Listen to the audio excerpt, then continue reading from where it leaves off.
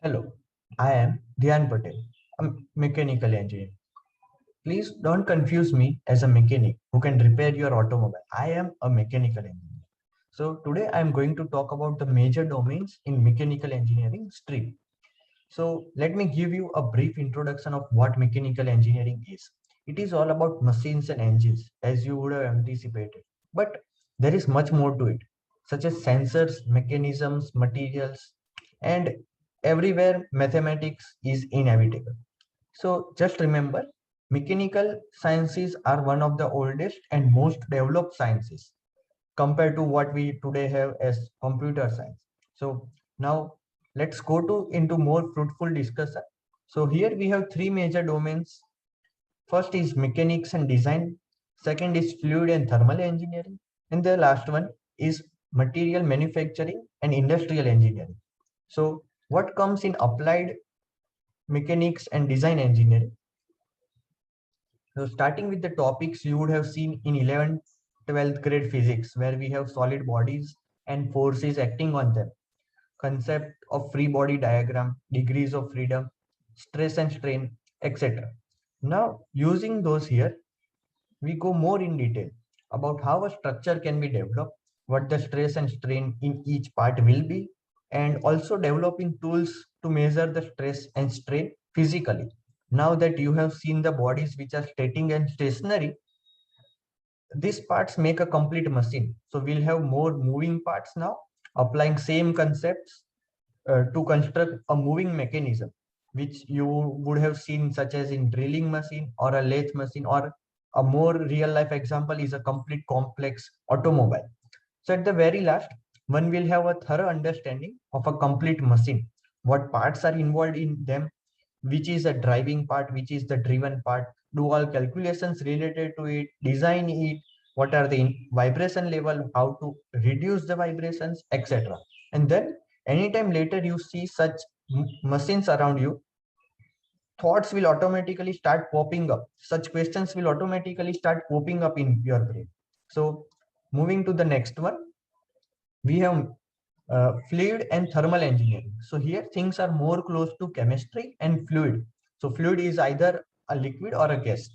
So from chemistry background, you already have the concepts of atoms and molecules and how are the interactions between them. You also already know some definitions which are helpful to define the state of a fluid. So here comes some more included fields which are in thermodynamics.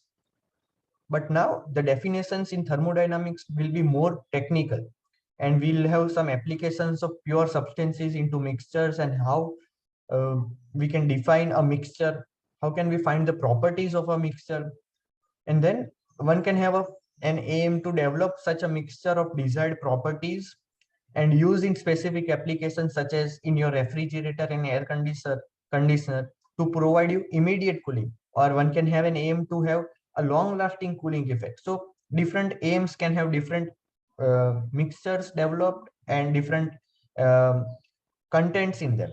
Now more on to fluids. So you will have some little background about fluid from your 11 12 studies, like majorly which will be around Bernoulli's law. That's all you have. So you are familiar with the forces which act and the governing laws for solid.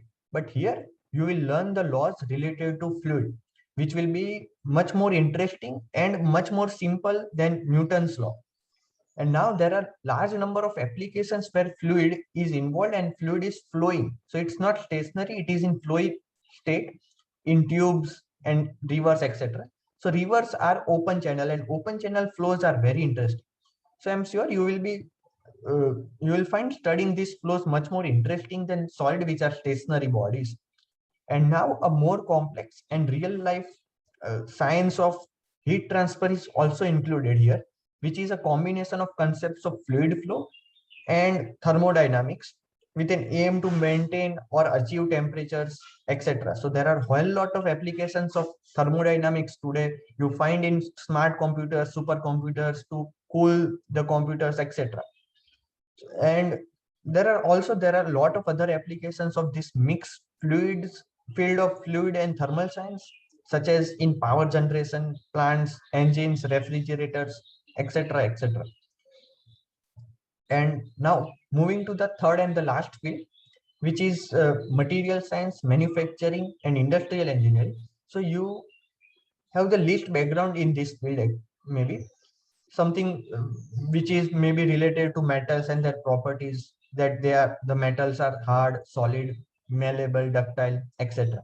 But now there are much more practices related to metals, such as heat treatment to achieve better hardness, or how can we deform metals, how can we, or what's the manufacturing line of a metal, starting from the casting process to different kinds of processes such as forging, machining, and at the end we have joining processes or welding to get a complete assembly.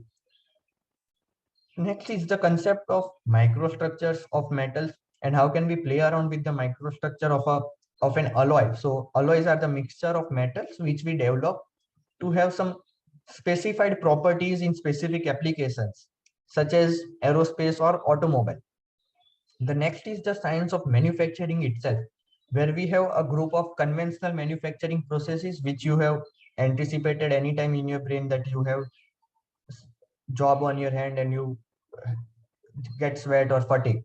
But then we have recently developed unconventional machining processes such as plasma beam cutting, electron beam cutting. So hanging on these words everywhere, everyone assumes that fatigue is inevitable when we work on machines. But here comes the most interesting part. We now have integrated manufacturing, where an engineer from his air conditioner office just gives commands from his computer, and all the machines does the production by itself. So the most important part here in the production line or a manufacturing line will be the optimization, with an aim to reduce the manufacturing cost or reduce manufacturing time or increase the profit margin, etc. So that's all we have. Here comes the end. So I have given you a brief introduction to all the fields in mechanical engineering, and there are more rapid developments and changes coming up every day. So keep exploring and comment if you have any queries. Thank you.